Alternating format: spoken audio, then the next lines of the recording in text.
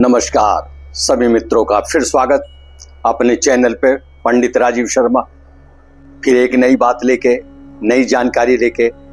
ये भी जानकारी आपके लिए उपयोगी है। प्रश्न रहता है हर बार, सभी प्रश्न करते हैं। जो मेरे नए दर्शक हैं उनकी जिज्ञासा रहती है। जो नई उम्र के बच्चे हैं, महिलाएं हैं, उनकी सबकी जिज्ञासा रहती है कि आश्विन मास में, यूं तो असौज का महीना कहते हैं, आश्विन महीना कहते हैं, इसमें बहुत सारे त्योहार होते हैं। ऐसे ही शरद पूर्णिमा महीने में अमावस्या और पूर्णिमा आती है 15 दिन में। अमावस्या 15 दिन बाद फिर पूर्णिमा। ये शरद पूर्णिमा क्यों विशेष होती है, इसके बारे में मैं आपको जानकारी दूंगा। आप जानना चाहते हैं, यूं तो आप ऐसे छोटे से ही आप देखते आ रहे हैं कि ये जो शरद पूर्णिमा आती है, इसमें माता जी हमारे परिवार की महिला और बहुत सुंदर सुंदर आयोजन विष्णु भगवान की, लक्ष्मी जी की पूजा करती हैं और खीर बनाती हैं। वो खीर क्यों बनाती हैं, किस देवी की पूजा, किस देवता की पूजा, ये सारी जानकारी मैं तुम्हें दे रहा हूं। और आपसे प्रार्थना करूंगा, आप नए हैं मेरे चैनल पे तो इसको चैनल को सब्सक्राइब करें और वीडियो को आगे भेजें, शेयर करें और लाइक का बटन भी दबाएं। लाइक भी करें, कमेंट भी करें। कोई और नई जानकारी चाहिए वो भी आप पूछे, पंडित जी आपको बताएंगे।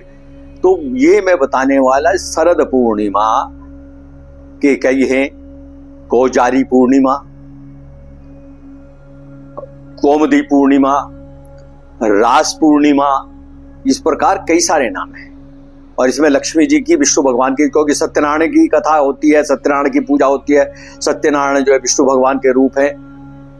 तो इस पूर्णिमा में सत्यनारायण भगवान की, विष्णु भगवान की तो पूजा होती है, लक्ष्मी जी की भी विशेष पूजा होती है।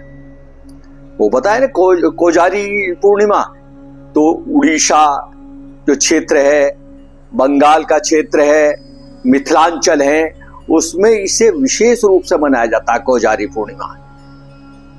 रात्रि में भगवती लक्ष्मी पधारती है, सभी घरों में आती हैं और लक्ष्मी जी की पूजा विशेष की जाती है विष्णु भगवान के साथ कोजारी पूर्णिमा में।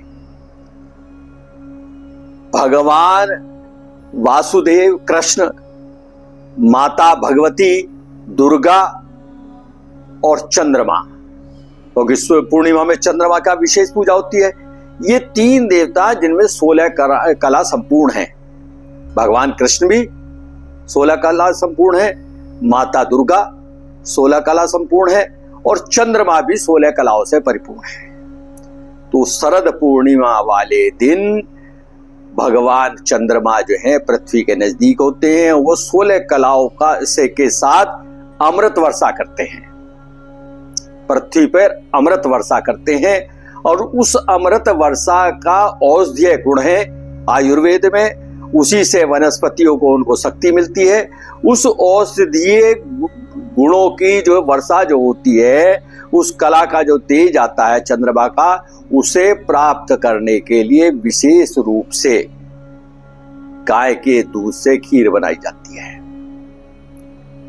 तो जो मैं कह रहा था ना शुरू में जानकारी, ये विशेष जानकारी ये है कि विष्णु भगवान की, लक्ष्मी जी की तो विशेष पूजा होगी, क्योंकि इसी दिन महारास हुआ था।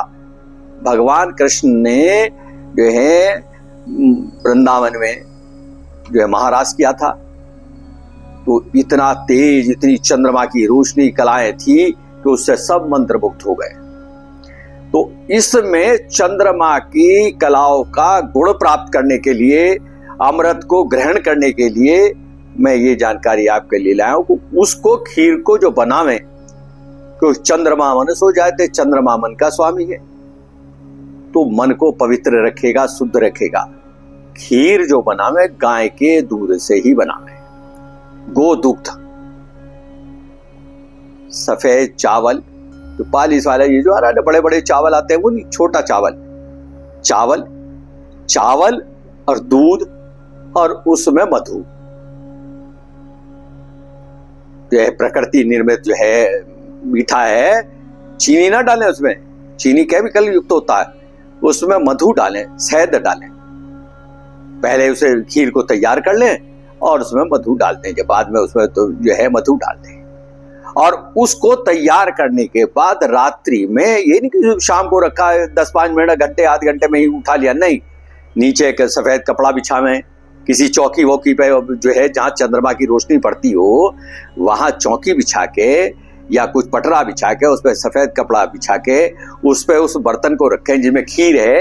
वो बर्तन चौड़े मुंह वाला होना चाहिए और उस पे या तो जो छलनी इत्यादि जिसमें रोशनी अंदर तक जा सके, तिनका इत्यादि कूड़ा करकट जो है धूल मट्टी ना गिरे, उसको ढकने के लिए खुला छोड़ेंगे।